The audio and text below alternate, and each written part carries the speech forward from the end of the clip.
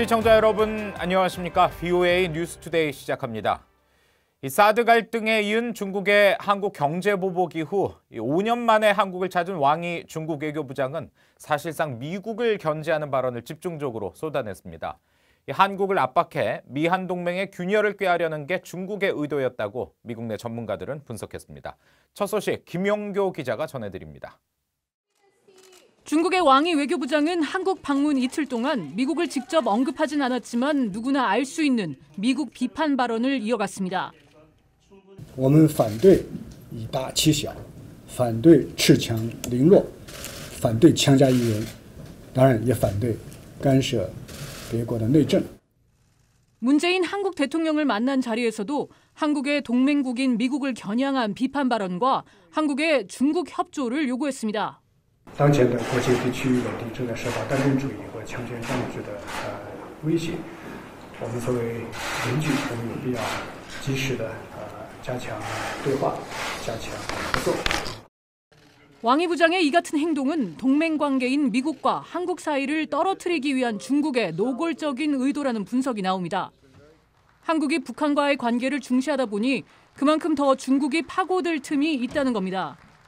You have North Korea involved, you have South Korea involved, and there's an opportunity to try and split the United States from South Korea and to sort of make trouble between the United States and North Korea. 왕이 부장은 중국이 한국의 최대 무역 상대국이란 점을 이용해 한국에 대해 사실상 내정 간섭에 가까운 압박을 가했다는 분석도 나왔습니다. It is quite hypocritical of China to call for not intervening and meddling in internal affairs of others, but they surely do it. And they are trying to manipulate South Korea, move South Korea out of the U.S. Sphere of influence and really within the Chinese sphere of influence. 중국이 미국에 대항한 한국의 정치적 충성도 시험을 시작했다는 분석도 나옵니다. It's China's belief that the United States is trying to create a Cold War mentality. When you hear this sort of new, tough rhetoric coming from Chinese officials, the irony is that they actually are contributing to sort of the new Cold War mentality in their own way. 전문가들 사이에선 현재 미국과 중국의 관계가 무역과 안보를 둘러싸고 저점으로 향하면서 한국을 상대로 한 중국의 요구가 선을 넘고 있다는 지적이 나옵니다. VOA 뉴스 김연교입니다. 미국 상원 군사위 청문회에서는 방위비 분담금 협상과 연계한 주한미군 감축론이 다시 거론되자 국방차관은 사실 무근이라고 거듭 확인했습니다. 의원들은 동맹에 대한 트럼프 행정부의 접근에 여전히 우려를 나타냈습니다. 이조은 기자가 보도합니다. 미국 상원 군사위원회 청문회에 출석한 존 루드 미국 국방차관은 한국과 방위비 분담 합의를 내지 못할 경우 주한미군 한개 여단 철수 방안을 검토 중이라는 일부 언론 보도와 관련한 질문이 나오자 해당 보도는 사실이 아니라고 일축했습니다.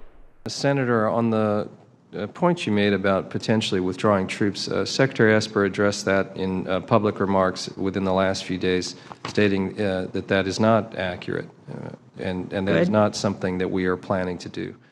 존 루드 차관은 그러면서 미국과 한국이 진행하고 있는 방위비 분담 특별협정에 대한 입장을 밝혔습니다.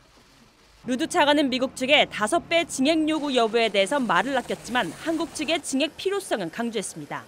While the specifics of it I won't go into in public forum, in open forum, it is fair to say the United States is asking our allies to increase the portion of the burden that they bear. 그러면서 미국과 한국 군 당국은 매우 긴밀하고 좋은 관계를 갖고 있고 이런 관계의 생명력을 유지하는 건 미국에게 매우 중요하다고 강조했습니다. 하지만 일부 민주당 의원들은 트럼프 행정부의 접근 방식에 의문을 표하며 우려했습니다. So even if Secretary Esper had provided reassurances that we will not be withdrawing troops from South Korea, if the president wants to do that, I don't know what you all are supposed to do about it. 잭 리드 의원은 방위비 분담 논쟁보다 중국의 강압적 행동을 막기 위한 동맹국들과의 긴밀한 협력이 더 중요하다고 강조했습니다. We have to work much closely with our partners, particularly in the Pacific, with Japan and Korea, rather than engaging as we are present in discussions about increased burden sharing and other aspects of our relationship. 의회에서는 올해 분담금의 5배 증액 요구는 과도하다는 견해가 초당적으로 나오는 가운데 워싱턴에 이은 미한 양측의 5차 회의는 이달 중순 서울에서 열릴 예정입니다. VOA 뉴스 이존입니다. 유엔 안전보장이사회가 다음 주 북한 인권 문제를 논의한다고 유럽연합이 밝혔습니다. 이 안보리에서는 지난 2014년부터 북한 인권 문제를 다뤘는데 지난해에는 무산됐죠. 다시 논의한다는 결정에 북한은 강력히 반발하고 나섰습니다. 이현철 기자의 보도입니다.